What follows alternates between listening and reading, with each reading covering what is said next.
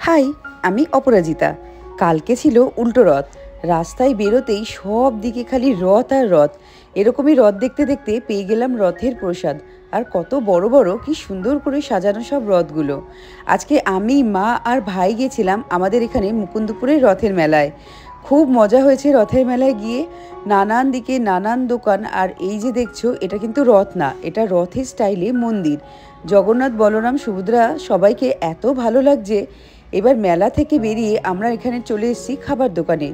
প্রথমে এখানে নিয়েছিলাম পাঁপড় ভাজা। মা নিয়েছিল নর্মাল পাঁপড় ভাজা আর ভাই নিয়েছিল সাবুর পাঁপড় ভাজা।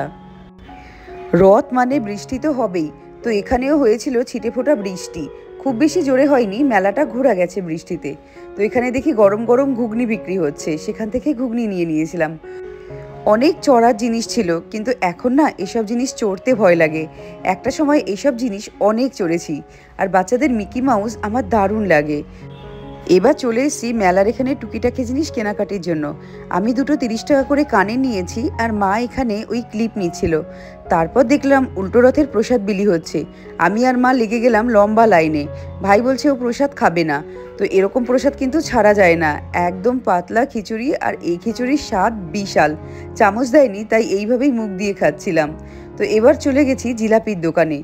মেলায় এসে আর জিলাপি না নিলে হয়? তো এখান থেকে গরম গরম জিলাপি ভাজছে দেখে আমরাও নিয়ে নিলাম এখান থেকে জিলাপি। যতই যাই বলো, রথের মেলা এরকম দেখতে কিন্তু ভীষণ ভালো লাগে, আর টুকিটাকি সব জিনিসপত্র খেতে।